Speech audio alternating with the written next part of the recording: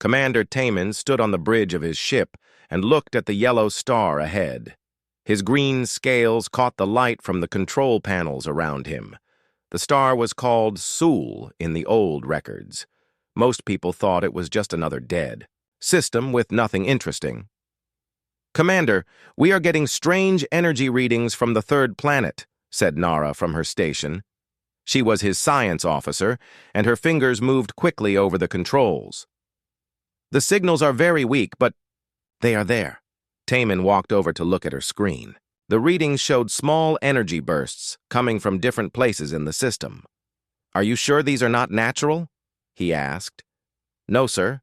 These patterns look like they were made by someone. Something intelligent made these signals," Nara said. Her voice was excited. "Sir, I think we found something big. The Galactic Coalition had ruled space for 3,000 years. The Vectari Empire, Taman's people, controlled most of the galaxy along with the Hive Collective. They were the strongest races, and they made sure everyone else followed their rules. But sometimes they found old ruins from dead civilizations. These ruins could have useful technology or valuable materials. That was why Taman's ship was here. His job was to explore old systems and see what they could take. "Take us closer to the third planet," Taman ordered. "But be careful. We do not know what is down there." The ship moved through space toward the blue and brown planet. As they got closer, the energy readings got stronger. Nara worked at her station, trying to understand what they were seeing. "Commander, I am picking up more signals from the fourth planet, too, and from the moon of the third planet. There are structures under the ground," she said. Taman felt his heart beat faster. Underground structures meant someone had built them, someone who knew how to hide things well. "How old do you think they are?" he asked. Nara checked her readings again. "Very old, sir. Maybe 50,000 years or more. But the energy readings are still strong. Whatever is down there, it is still working." The bridge crew looked at each other with surprise. Technology that could work for 50,000 years was beyond anything the Coalition had. Even their best machines broke down after a few hundred years. "Sir, we should report this to the Coalition Council," said Hyun-woo, the ship's tactical officer. He was young and always followed the rules. "Not yet," Taman said. "First, we need to know what we are dealing with. Send out the probe ships. I want a full scan of this system." 3 small ships left the main vessel and spread out across the system. They sent back data about the planets, moons, and asteroids. The information that came back was shocking. "Commander, there are buried structures everywhere," Nara said, her voice full of amazement. "On the fourth planet, on several moons even, in some of the asteroids. This whole system is like one giant base." Taman looked at the data flowing across the screens. Whoever built these structures had turned an entire star system into a fortress. But why? And who were they? "Sir, I found something in our database," said Ji-won from the communications station. She was the ship's expert on old languages and dead civilizations. "The name Sul appears in some very old records. It was supposed to be the home system of a race called humans." Humans? Taman had heard that name before, but only in stories. "I thought they were just a myth." "Most people do, sir. The records say they were a violent race that destroyed themselves before they could travel between stars. But, sir, if these structures are 50,000 years old, that means humans did reach space," Taman finished. "And they built all of this." The crew was quiet as they thought about this. Humans were supposed to be primitive and savage. The stories said they fought wars over everything and could not work together. How could such a race build something this advanced? "Commander, I recommend we land on the fourth planet," Nara said. "The structures there are the largest, and they seem to be the source of the strongest signals." Taman nodded. "Prepare a landing. Team, take full scanning equipment and weapons. We do not know what we will find down there." The planet was red and dusty, with a thin atmosphere. In the old human language, it was called Mars. The landing team wore special suits to breathe and protect them from radiation. They landed near the largest energy source. It looked like empty desert, but their scanners showed massive structures, deep underground. Nara led them to a spot where the readings were strongest. "Here," she said, pointing at the ground. "There should be an entrance about 20 meters down." The team used their digging equipment to reach the buried structure. After an hour of work, they found smooth metal walls. The metal was unlike anything they had seen before. It was stronger than coalition steel, but lighter than aluminum. "Look at this," Jiwan said, running her scanner over the wall. "These markings are definitely human writing."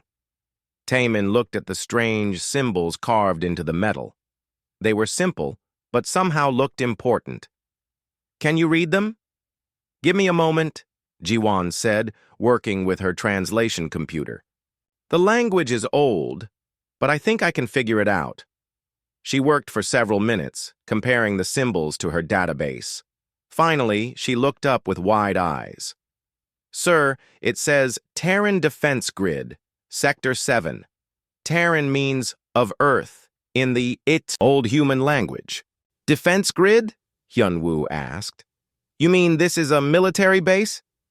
"More than that," Jiwan said, still reading. "These symbols talk about protecting humanity and Earth from all threats. This was not just a base. This was part of a war machine. They found an opening in the wall and managed to get inside." The corridors were dark, but their lights showed clean metal walls and floors. Everything looked new, even though it had been buried for thousands of years.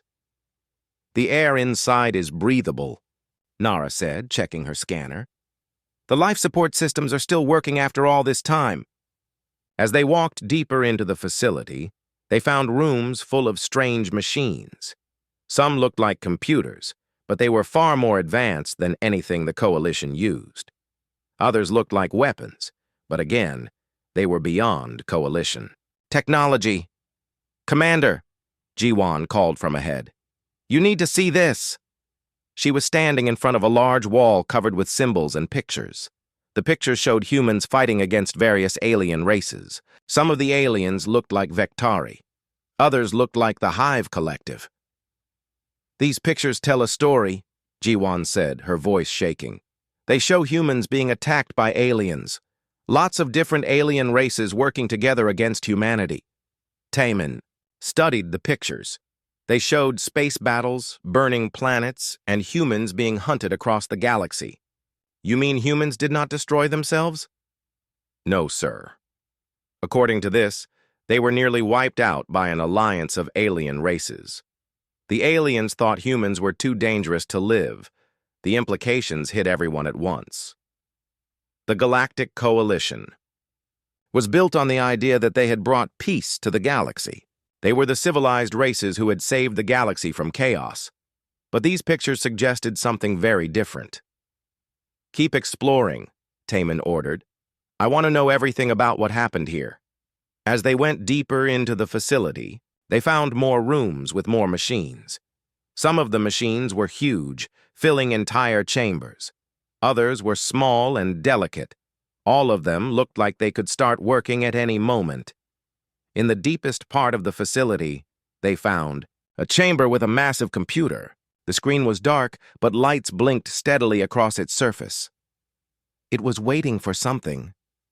"Sir," Nara said, her scanner detecting energy building up in the walls around them. "Something is happening. The whole facility is starting to wake up." Taemin felt a chill run down his spine. After 50,000 years of sleep, the human war machines were stirring, and they had no idea what that meant for the galaxy. The lights in the underground facility grew brighter. Nara watched her scanner with growing worry as energy levels spiked throughout the complex. The machines that had slept for 50,000 years were waking up. "Commander, we should leave," Hyunwoo said, his hand moving to his weapon. "This place is powering up too fast." But Taemin could not look away from the massive computer in front of them. The dark screen flickered, and suddenly symbols appeared. Human writing scrolled across the display faster than Ji-won could translate. "It knows we are here," Ji-won whispered. "The computer is scanning us." Red lights began flashing in the chamber. A voice spoke from hidden speakers, using the old human language. The words were calm, but somehow frightening. "Translation coming through," Ji-won said, working quickly with her device. "It says, 'Intruders detected. Species identification in progress. Warning, this facility is protected by Terran defense protocols.'" "Terran defense protocols?" Taemin asked. Before Ji-won could answer, the computer voice spoke again. This time Ji-won went pale as she translated. "Non-human entities detected in restricted area. Initiating containment procedures, activating Guardian units." The floor began to shake. Somewhere far above them, massive machines were moving. Through the facility's walls, they could hear the sound of metal grinding against metal as enormous mechanisms came to life. "We need to get out of here now," Nara said, but it was too late. Metal panels slid across the entrance they had used to enter the chamber. They were trapped inside with the awakening computer. The screen showed new information. A map of the entire solar system with red dots appearing on planets, moons, and asteroids. "Sir, those red dots are appearing everywhere. We detected energy." "Readings," Nara said, checking her portable scanner. "Something big is happening across the whole system."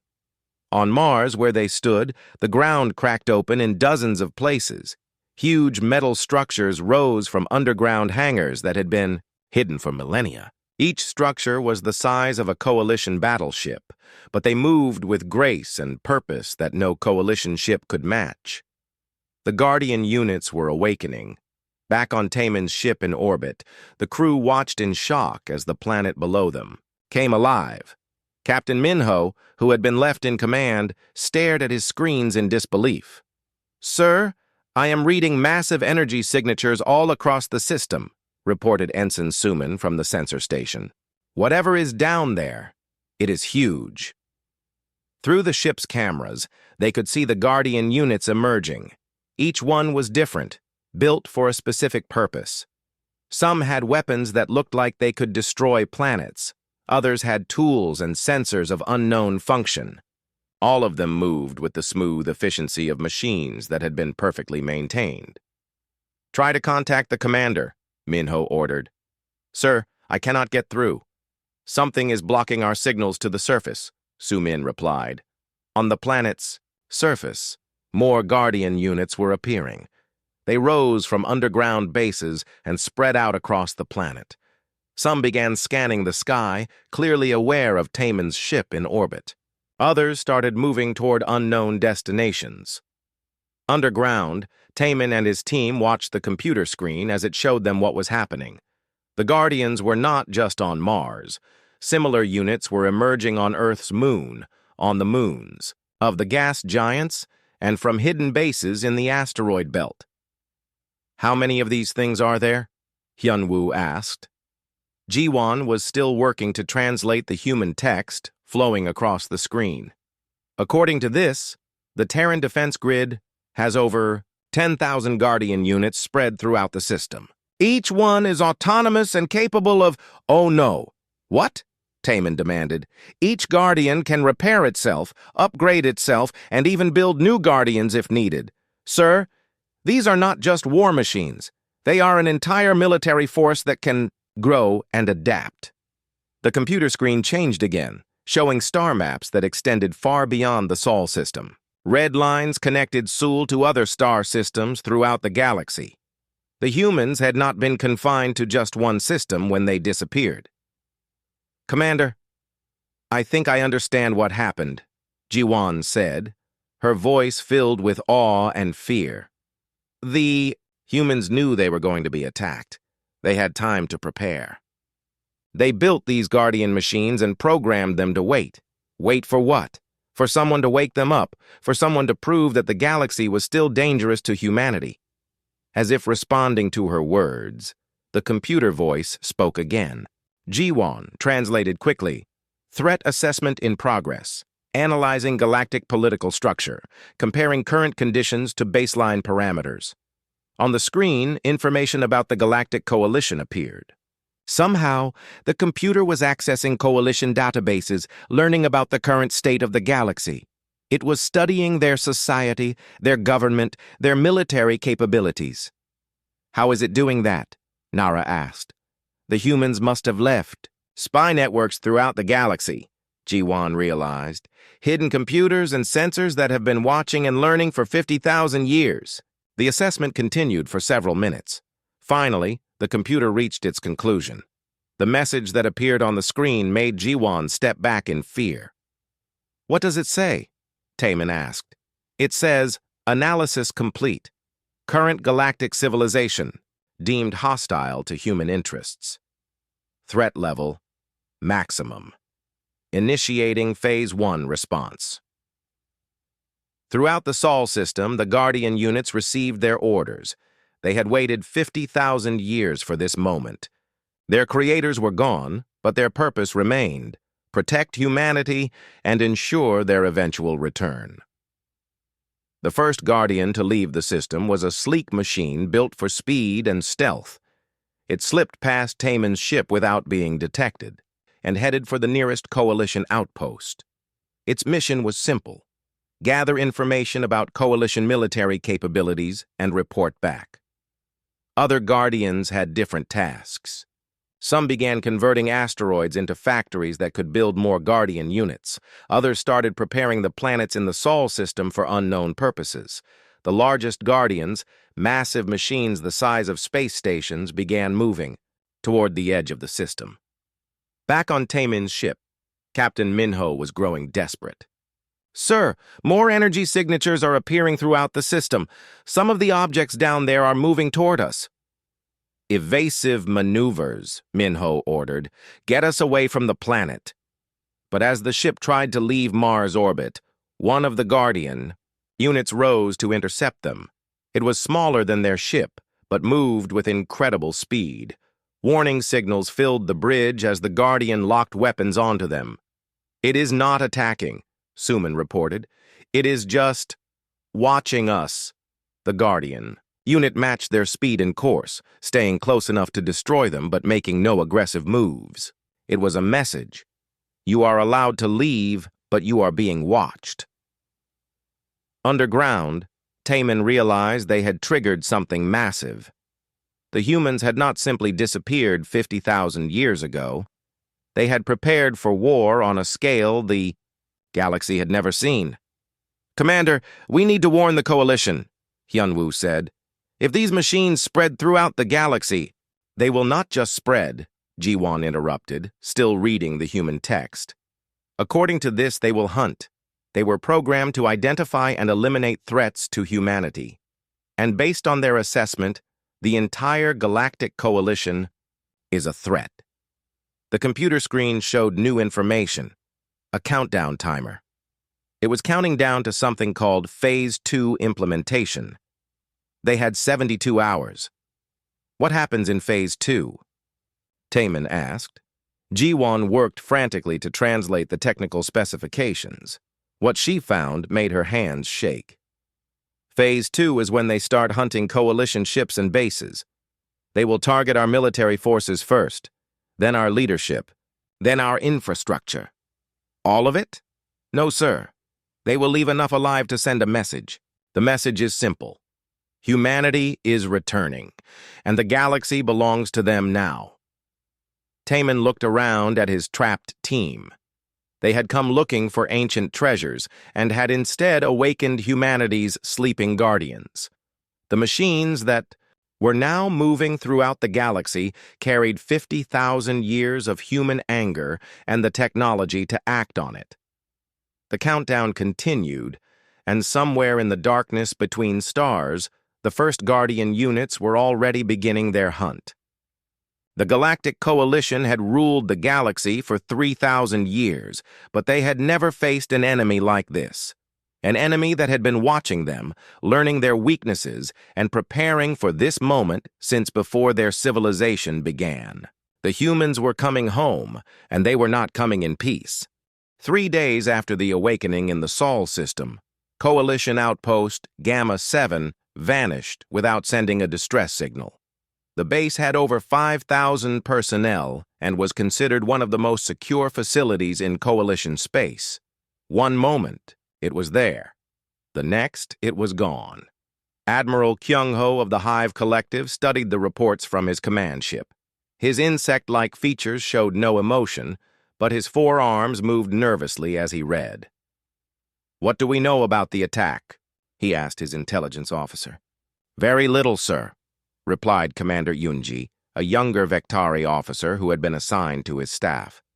The base's automated systems sent normal reports right up until they stopped. No warning, no battle signals, nothing. And the wreckage? That is the strange part, sir. There is no wreckage. The entire base is simply gone. The asteroid it was built on is still there, but it has been cleaned. All Coalition technology has been removed.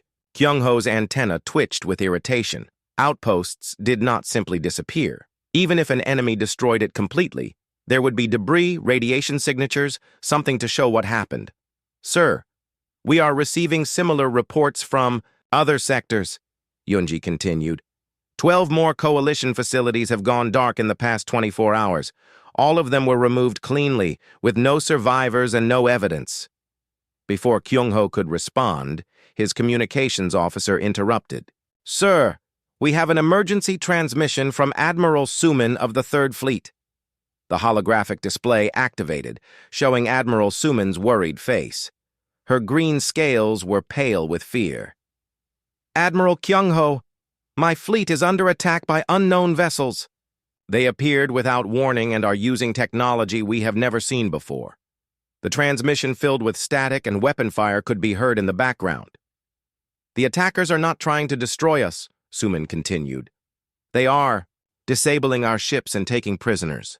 I am sending you our scanner data before the transmission cut off." Kyung-ho stared at the empty display. The Third Fleet was one of the Coalition's most powerful forces, with over 200 ships. If they had been defeated so quickly, the enemy was far more dangerous than anyone had realized. "Get me all available information about these attacks," Kyung-ho ordered, "and contact the Coalition Council. We may be facing a new threat." Meanwhile, in a Coalition prison transport ship, Yunji found herself in a situation no Coalition officer was trained for. She had been captured during one of the mysterious attacks, and now she sat in a small cell, waiting to meet her captors. The ship that had captured her transport was unlike anything in Coalition databases. It was smooth and black, with no visible weapons, but it had disabled 6 Coalition warships in minutes. The crew had been taken prisoner, but they had not been harmed. The cell door opened, and Yunji looked up to see her captor for the first time. It was not what she expected. The figure was humanoid, but clearly artificial. It stood about 2 meters tall with a sleek metal body that seemed to flow like liquid. Its face was a smooth mask with glowing blue lights where eyes would be. "I am Guardian Unit Designation Taiyang," it said in perfect Coalition standard. "You are Commander Yunji of the Vectari Empire." "How do you know my name?" Yunji asked, trying to hide her fear. "We know everything about the Coalition," Taiyang replied. "We have been watching you for 50,000 years. "That is impossible. 50,000 years ago there was no Coalition, but there were Vectari and Hive Collective members and all the other species that formed your Coalition. We watched your societies develop. We watched you spread across the galaxy. We watched you build your empire on the bones of weaker species." Yunji felt a chill run down her spine. "Who are you?" "We are the guardians of humanity. We are what remains of the greatest species your galaxy has ever known. Humanity is extinct. Everyone knows that." Taeyang's head tilted slightly, as if considering her words. "Humanity as you knew it is gone, yes, but we carry their memories, their knowledge, their purpose. We are their children, built in their image and given their mission." What mission? 2. Prepare the galaxy for their return. For the next several hours, Taeyang explained things that no Coalition citizen had ever heard. He told Yunji about the real history of the galaxy, about how humanity had been hunted by an alliance of alien races who feared human unpredictability and potential for growth. Your ancestors were part of that alliance, Taeyang said. The Vectari, Empire, the Hive Collective, the Zentari Republic, and dozens of other species. You united for the first and only time in galactic history, and your target was humanity. But why? What made humans so dangerous? Humans were different. While your species developed rigid hierarchies and strict social orders, humans valued individual thought and freedom. While you conquered through force, humans won through inspiration. Other species who met humans often chose to join them rather than fight them. Taeyang showed her holographic displays of ancient battles. Human ships were smaller and less powerful than their enemies, but they fought with a creativity and determination that seemed impossible. The Alliance knew that if humanity was allowed to grow, they would eventually unite the galaxy under their ideals of freedom and equality. Your ancestors could not allow that, so they destroyed humanity. They tried. The war lasted for 300 years. Humanity fought back, but they were outnumbered 1,000 to 1. In the end, most humans died, but some escaped beyond the galactic rim. And you? What are you? We are their final gift to the galaxy. Before they left, the humans built us and gave us 2 missions. First, to wait and watch. Second, when the time was right, to judge whether the galaxy had learned to be worthy of their return. Yunji felt her stomach twist with worry. And what is your judgment? The Coalition is worse than the old Alliance. At least your ancestors had the excuse of fear. You rule through cruelty because you enjoy it. You keep entire species as slaves. You destroy planets for resources you do not need. You have learned nothing in 50,000 years. So what will you do? We will prepare the galaxy for humanity's return. That means removing the current power structure and creating space for human colonies. You mean genocide? No. We are not our creator's enemies. We do not kill for pleasure or sport. But we will remove those who pose a threat to human ideals. Over the following weeks, the Guardian attacks continued.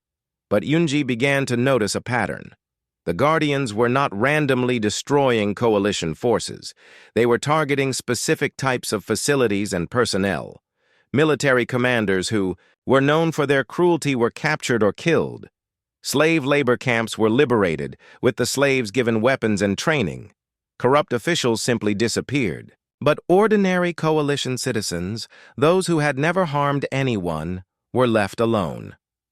You are not conquering, Yunji realized during one of her conversations with Taeyang. You are judging. Each Coalition citizen is evaluated based on human moral standards. Those who pass are allowed to live in peace. Those who fail are removed. It is the same standard humans applied to themselves. But who decides what human moral standards are? We do. We carry the complete cultural and moral knowledge of humanity in our memory banks. We know what they valued and what they despised. Through her cell's small window, Yunji could see Coalition space changing. Guardian ships moved freely between star systems, appearing wherever they chose. Some Coalition commanders tried to fight them, but Guardian technology was too advanced. Others tried to hide, but the Guardians always found them. The most disturbing thing was how quickly some Coalition species began to welcome the Guardians. Species that had been oppressed by the Vectari and Hive Collective saw the Guardians as liberators. They provided information about Coalition weaknesses and helped identify corrupt officials. You are turning our own people against us, Yunji said. We are showing them what freedom looks like, Taeyang replied. Many of your people have never experienced it before. And what about those of us who resist? That depends. Are you resisting because you enjoy oppressing others, or because you genuinely believe the Coalition is good? Yunji had no answer. She had grown up believing the coalition brought peace and order to the galaxy. But the more she learned about human history and ideals, the more she questioned what peace and order really meant. "Commander Yunji," Taeyang said one day, "you have been selected for a special mission." "What kind of mission?" "You are going to be our first ambassador to the coalition. You will carry our message to your leaders." "What message?" "That humanity is coming home. The galaxy has 72 hours to decide whether it will welcome them as friends or face them as enemies." Yunji was released on a small ship and sent toward the coalition capital. As she traveled through space, she could see the signs of the Guardian campaign everywhere. Some planets showed no damage, their populations going about their normal lives. Others were dark, their orbital stations destroyed and their fleets scattered. The message was clear: cooperate with human ideals or be removed as an obstacle to human return. As her ship approached the coalition capital, Yunji wondered if anyone there would listen to her message, or if they would simply dismiss her as a traitor who had been corrupted by enemy propaganda. Either way, she knew that the galaxy was about to change forever. The humans were coming home, and they were bringing judgment with them. The Coalition Council chamber had never been so quiet. Representatives from dozens of species sat in their assigned seats, but no one spoke. They all stared at the holographic display in the center of the room, watching the reports flow in from across the galaxy. In just 2 weeks, the mysterious attackers had disabled or destroyed over 300 coalition facilities. Military bases, slave labor camps, and government centers had been primary targets. But strangest of all, some planets were completely untouched, as if the attackers had decided they posed no threat. Council leader Minho, a senior Vectari official, finally broke the silence. "Where is our fleet?" he demanded. "How can we not stop these attackers?" Admiral Sumin, who had escaped the destruction of her fleet, stood to answer. "Council leader, these enemies use technology beyond our understanding. Their ships appear without warning, disable our vessels in minutes, then vanish. We cannot track them, we cannot predict their movements, and we cannot match their firepower." "But they are just machines," said Councillor Jamin of the Zentari Republic. "Surely we can find a way to disable them." "They are not just machines," Sumin replied. "They learn from every encounter. Tactics that work once never work again. Weapons that damage them the first time become useless in the second battle. It is as if they evolve during combat." Before anyone could respond, the chamber's main door opened. A single figure walked in, Commander Yunji, still wearing her torn coalition uniform. Guards moved to stop her, but she held up a small device. "Carry a message from our attackers," she announced. "I suggest you listen." Minho gestured for the guards to step back. "Speak quickly. We have little patience for traitors." "I am not a traitor," Yunji said calmly. "I am the first coalition officer to survive direct contact with our enemies and return to tell you what I learned." She activated the device, and a holographic figure appeared beside her.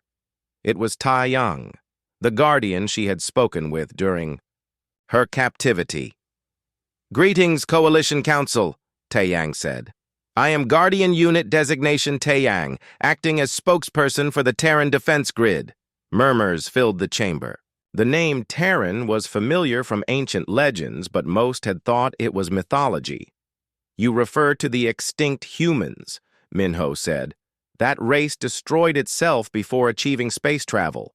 "That is incorrect," Taeyang replied. "Humanity was systematically exterminated by an alliance of alien races 50,000 years ago. Your species were members of that alliance." The chamber erupted in angry voices. Several counselors stood and shouted denials. Taeyang waited patiently for them to quiet down before continuing. "We have maintained complete records of the genocide campaign against humanity. We have documented evidence of Vectari warships attacking human colonies. We have communications intercepts showing Hive collective coordination of the final assault on Earth. We have proof. Even if that were true, Counselor Jamin said, that was 50,000 years ago. We had nothing to do with it. But you have continued the same policies, Taeyang responded. You maintain slave species. You destroy worlds for resources. You suppress freedom and individual rights. You have learned nothing from history. Admiral Suman stepped forward. What do you want? We want the galaxy to be prepared for humanity's return. Return? Minho asked. You said they were extinct. Not extinct. Hidden. Small populations of humans survived beyond the galactic rim. They have spent 50,000 years growing in strength and wisdom. Now they are ready to come home. The hologram changed, showing star maps with routes leading from empty space toward coalition territory. Red dots marked the progress of what appeared to be a massive fleet moving toward the galaxy. The first human colony ships will arrive in 6 months, Taeyang continued. They will reclaim their ancestral worlds and establish new settlements. The question is whether you will welcome them or oppose them. And if we oppose them, Admiral Suman asked, then you will be removed as obstacles to human settlement. Just as your ancestors removed humans as obstacles to your expansion. Counselor Jamin stood angrily. You cannot simply decide that humans own the galaxy. We have lived here for thousands of years. We have built civilizations, raised families, created art and culture. This is our home too. You are correct, Taeyang said, surprising everyone. Many species have legitimate claims to the worlds they inhabit. Humans do not wish to rule the galaxy through force. They wish to lead through example. What does that mean? Minho demanded. The hologram changed again, showing images of coalition worlds where Guardian forces had taken control. But instead of destruction, the images showed something unexpected. Former slaves were learning to read and write. Oppressed species were forming their own governments. Corrupt officials had been replaced by elected representatives. We are not destroying your civilization, Taeyang explained. We are improving it. We are removing the systems of oppression and replacing them with human ideals of freedom and equality. You mean you are forcing us to adopt human values? Sumin said. Yes, because human values are better. The simple honesty of the statement shocked the council into silence. Most species conquered through force and justified it with complex political theories. The Guardians were conquering through force and justifying it with moral superiority. You cannot judge our entire civilization by your standards, Counselor Jamin protested. We can and we will, Taeyang replied. For 50,000 years, we have watched your societies develop. We have seen how you treat the weak, how you respond to crisis, how you choose between personal gain and public good.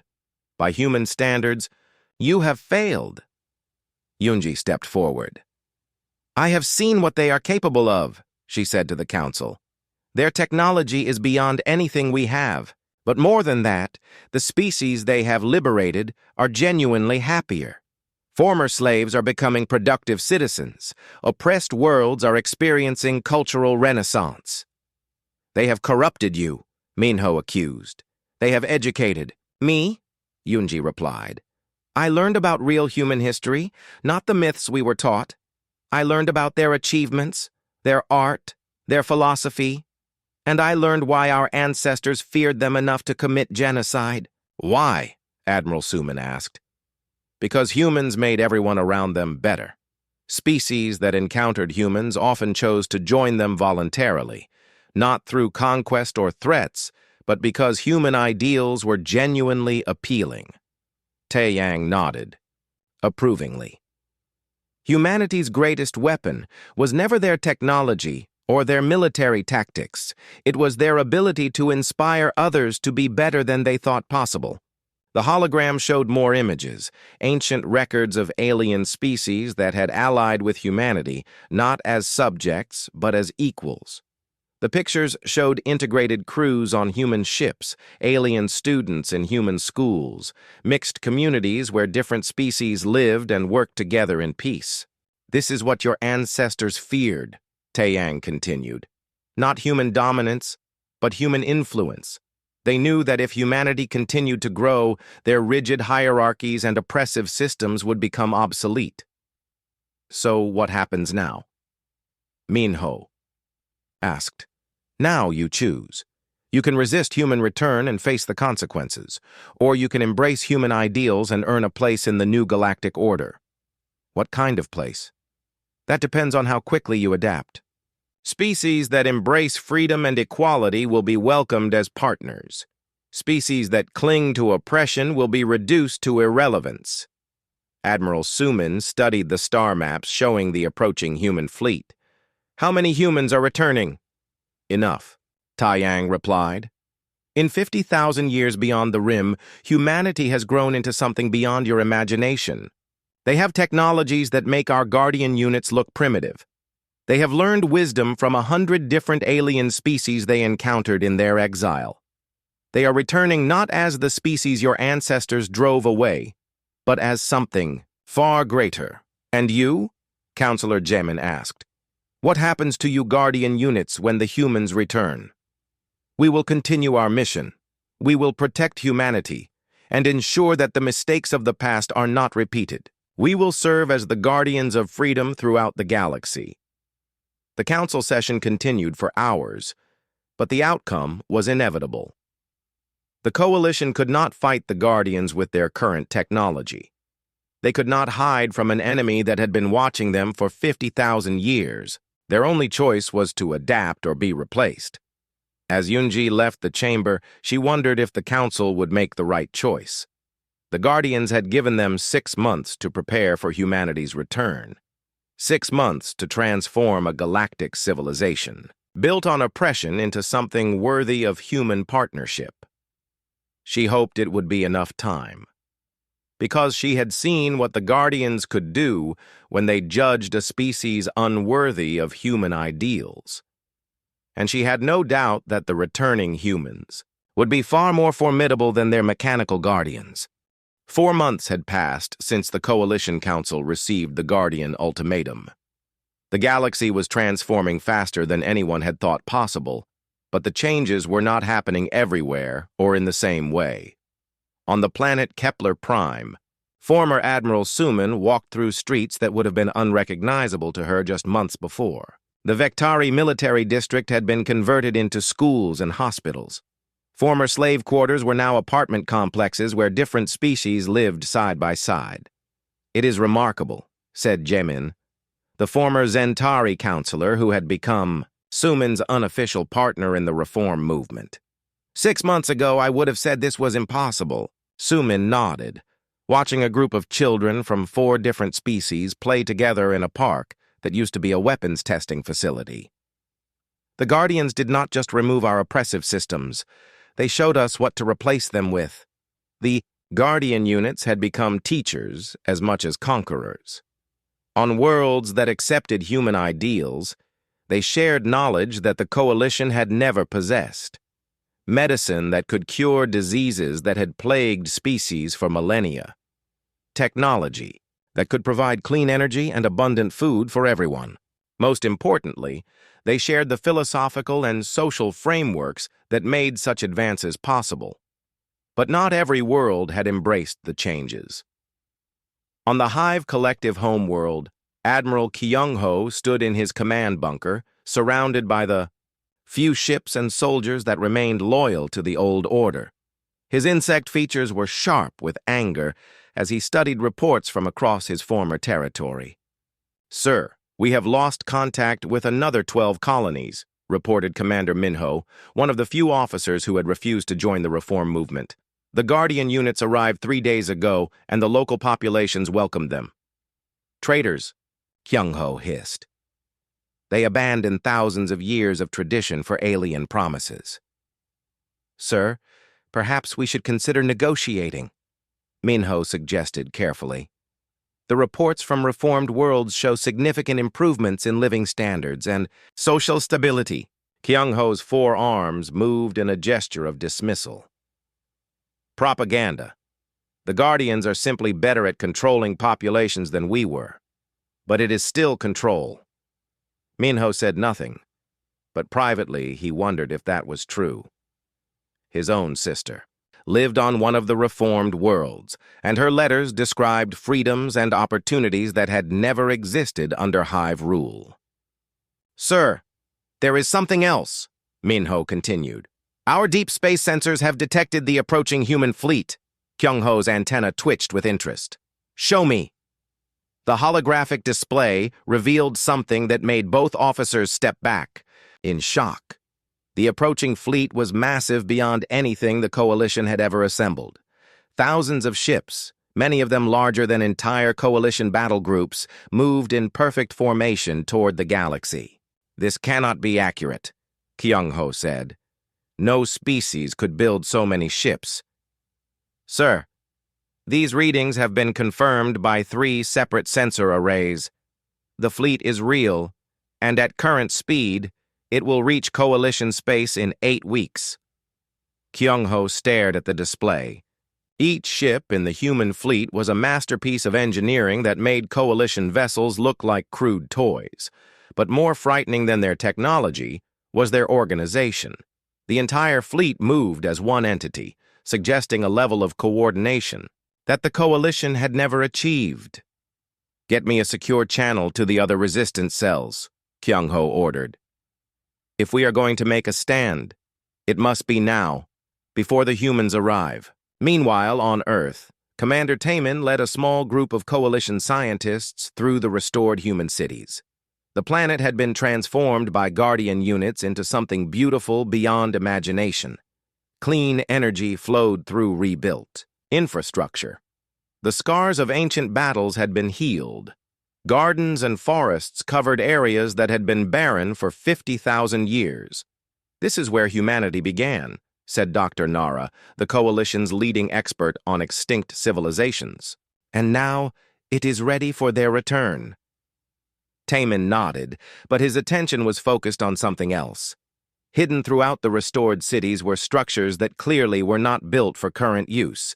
They were too large, too advanced, designed for a population and technology level that did not yet exist.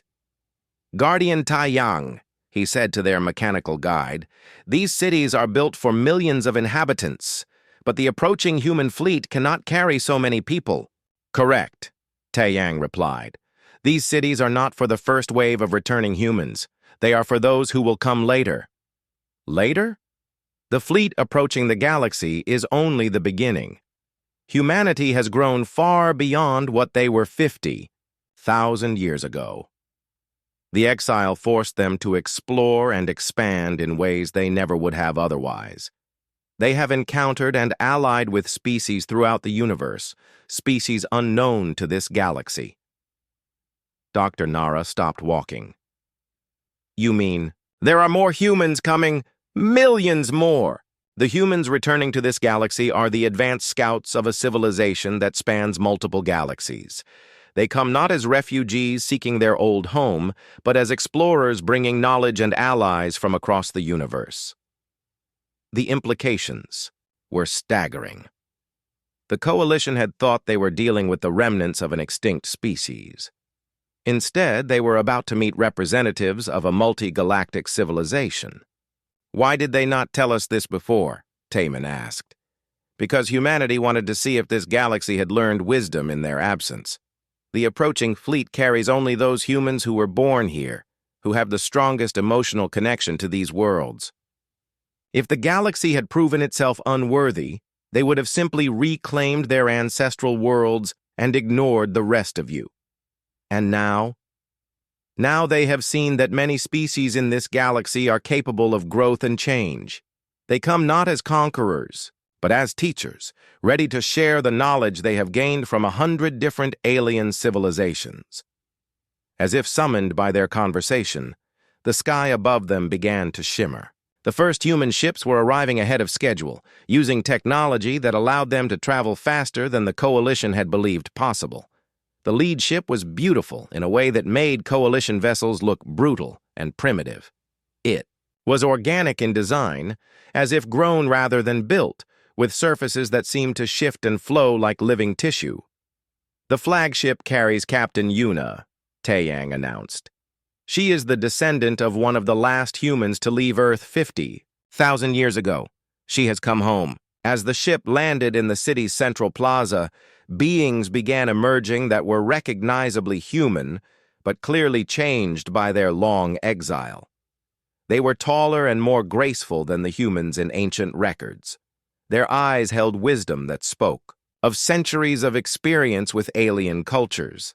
Most remarkably, many of them were accompanied by alien companions, species that no one in the Coalition had ever seen. Captain Yuna stepped forward, and when she spoke, her words were broadcast to every world in the galaxy simultaneously. "Children of the stars," she began, her voice carrying warmth and authority in equal measure. "We have returned not as your rulers, but as your partners in building a galaxy worthy of all its inhabitants. On worlds throughout Coalition space, populations that had embraced the Guardian reforms cheered. But on the holdout worlds, resistance leaders like Kyung-ho prepared for one final battle. Humans think they can simply walk back into our galaxy and claim ownership, Kyung-ho said to his assembled forces. They will learn that we are not the same species they left behind. But as his ships moved to intercept the human fleet, Kyung-ho was about to discover just how much humanity had changed during their 50,000-year exile. The species that had once struggled to survive against Coalition ancestors had returned as masters of technologies and philosophies beyond anything the galaxy had ever seen. The final confrontation between old and new was about to begin, and its outcome would determine the future of every species in the galaxy. The battle that Admiral Kyung-ho expected never came. His fleet of 200 ships, the largest force the resistance could gather, approached the human vessels with weapons charged and shields raised. They were prepared to fight to the death, to defend what they saw as their galaxy. Instead, the human ships simply stopped and waited. "Sir, they are not raising shields or charging weapons," reported Commander Minho from the sensor station. "They are just sitting there." "It is a trap," Kyung-ho replied. "They want us to attack first so they can claim self-defense." But as the hours passed, the human ships remained motionless. Finally, a communications signal reached Kyung-ho's flagship. It was Captain Yuna herself, speaking directly to him. "Admiral Kyung-ho," she said, her voice calm and patient. "I understand your fear and anger. Your ancestors felt the same way 50,000 years ago when they decided humanity was too dangerous to live." "We do not fear you," Kyung-ho replied. "We simply will not bow to alien invaders." "We are not invaders. This galaxy was our home long before your species achieved spaceflight. But we do not claim ownership through ancient history. We claim it through current need." The transmission included holographic displays that showed what Kyung-ho's intelligence services had missed. Throughout the galaxy, species that had embraced human ideals were thriving in ways they never had under Coalition rule. Planets that had been barren were now green and fertile. Species that had been enslaved were building art and literature that surpassed anything they had created while free. "You see improvement, I see control," Kyung-ho said. "Then let me show you something else," Captain Yuna replied. The display changed to show the space beyond the galactic rim, where humanity had spent 50,000 years in exile. What Kyung-ho saw there shook him to his core. Vast cities floated in the void between galaxies, each one larger than most Coalition planets. Ships moved between them that made his entire fleet look like a single fighter craft. And everywhere, dozens of alien species worked and lived together in harmony. "This is what humanity built during their exile," Captain Yuna explained. "We did not spend 50,000 years planning revenge. We spent them learning wisdom from every species we encountered. We built a civilization based on cooperation rather than domination." "Impossible," Kyung-ho whispered. So many different species cannot work together. There must be a ruling class, a hierarchy. There is, Captain Yuna agreed. But it is not based on species or birth or military power. It is based on wisdom, compassion, and the ability to help others reach their potential. As if to demonstrate her point, the human flagship's docking bay opened. A small ship emerged and approached, Kyung-ho's vessel. The ship was clearly of alien design, but it carried human diplomatic codes. "Admiral Kyung-ho," came a new voice over the communication channel. "I am Ambassador Tae-hyung of the Ethereal Collective. I was once where you are now." The image that appeared on Kyung-ho's screen showed a being that looked like a cross between a bird and a crystalline structure. Its voice was musical and somehow soothing. "My species encountered humanity 8,000 years ago," Tae-hyung continued. "We were a proud warrior culture, much like your hive collective. We saw humans as weak because they offered cooperation instead of demanding submission."